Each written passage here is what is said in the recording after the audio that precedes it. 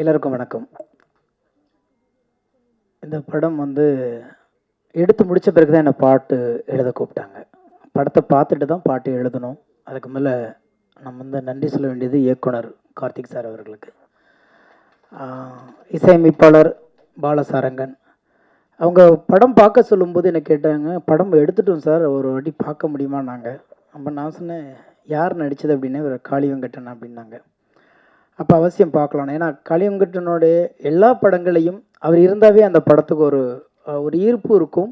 இது இந்த மேடைக்காக வேண்டி சொல்லலை. எந்த கதாபாத்திரம் கொடுத்தாலும் அதுவாக மாறக்கூடிய ஒரு சில கலைஞர்களில் மிக முக்கியமானவர் அவர் அப்படிங்கிறது நம்ம எல்லாத்துக்குமே தெரியும். நிறைய விஷயங்கள் அவரை நான் ஃபாலோ பண்ணிகிட்ருக்கேன். அப்படிங்கும்போது படம் பார்க்கும் பொழுது நான் போய் படம் பார்க்க போகும் பொழுது என்னச்சுன்னா, வேறு யார் நடிச்சுக்காங்கன்னா எல்லாமே அப்புறம் சொன்னாங்க, ரோஷினிலேருந்து எல்லாருமே சொல்லும்போது வியாபாரத்துக்கான ஒரு களம் வேணுமே, என்ன பண்ணுறது அப்படின்னு யோசிச்சுக்கிட்டு தான் அந்த படத்தை பார்க்க போனேன். ஆனால் இந்த படம் வேறு யாரையுமே தேடலை. அங்கே போனதுக்கு பிறகு இந்த படத்துக்கு இது போதும் அப்படின்னு அந்த படம் ரொம்ப அழுத்தமாக அதில் சொல்லியிருந்தாங்க. படம் பார்த்துட்டு நான் ரொம்ப 2 நாள் அந்த யோசனையிலே இருந்தேன். அப்புறம் நிறைய நாங்கள் பேசும்போது சொன்னோம், இல்லை ஆரம்பிச்சிடலாம் அப்படின்னோம். அப்படி தான் ஆரம்பித்து தான் அந்த பாட்டு எனக்கு வந்தது. ரொம்ப நாள் கழித்து ஒரு படத்தில் மனசுக்கு பிடிச்ச மாதிரி சில பாடல்கள் எழுதுவதற்கான களம் இதில் அமைஞ்சிச்சு. இப்போ நீங்கள் கேட்டது ஒரு கமர்ஷியல் சாங்காக இருந்தாலும் அதுவும் இந்த கதைக்கு ரொம்ப தேவையான ஒரு பாட்டு தான் வடிவேல் சார் பாடினது.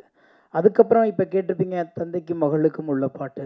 அதுக்கப்புறம் வாழ்வியலை பற்றியான ஒரு பிலாசபி உள்ளுக்குள்ளே இருக்குது. ஒரு பாரதிதாசன் பாட்டை ஒன்று யூஸ் பண்ணியிருக்கோம்.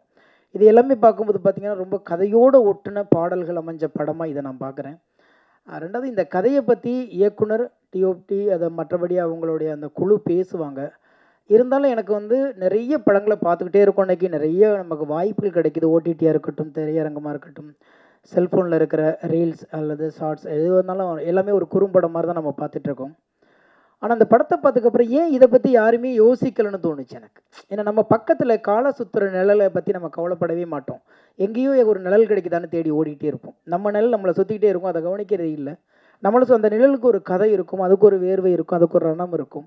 அப்படி பக்கத்தில் செதறி கிடக்கிற எந்த இதுவுமே நம்ம கவனிக்காமல், பொதுவாக அது கூட இடையில ஒரு இன்டர்வியூவில் நான் சொல்லியிருந்தேன், ஆகாயம்னு சொன்ன உடனே நம்ம எல்லாருமே அண்ணாந்து தான் பார்க்குறோம்.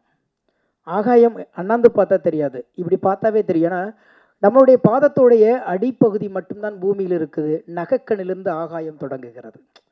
ஆகாயத்தில் தான் உடம்பே இருக்குது, பூமியோட பாதம் மட்டும்தான் பூமியில் இருக்குது. அப்போ ஆகாயனே தூரமாக இருக்கிறதா ஆகாயனே சொல்லி சொல்லி பழகி போன நமக்கு கதைனாவே கற்பனாவே நம்மளை தாண்டி ஏதோ ஒன்று யோசிக்கணும்னு நினைக்கிறோம். அப்படி இல்லை, நம்மளை சுற்றி பக்கத்தில் எக்கச்சக்கமான உணர்வுகள் பொதிந்த கதைகளும் மனிதர்களும் இருக்காங்கங்கிறத ரொம்ப அழகாக சொல்லியிருக்காரு கார்த்திக் சார். இந்த படத்தில் நானும் ஒரு ஓரத்தில் இருக்கிறது நான் ரொம்ப பெருமையாக நினைக்கிறேன். இன்னும் சொல்லப்போனால் எனக்கு மனசுக்கு பிடித்த பாடல்கள் இதில் நிறைய வந்திருக்கு. கேளுங்க, ஆதரவு கொடுங்க. ரொம்ப சின்ன படம், ஆனால் ரொம்ப வலிமையான படம், உணர்வுகளை அழகாக பதிவு பண்ணுற படமாக இருக்கும். நிச்சயமாக உங்களுடைய ஆதரவு கொடுத்தீங்கன்னா இந்த மாதிரி நிறைய சின்ன படங்கள் வரும். காளி வெங்கடனை உங்கள் பசிக்கு இன்னும் நிறைய தீனி தேவைப்படுகிறது. திரையுலகம் கொடுக்கும் என்ற நம்பிக்கை எனக்கு இருக்கிறது. வாழ்த்துக்கள். Thank you sir.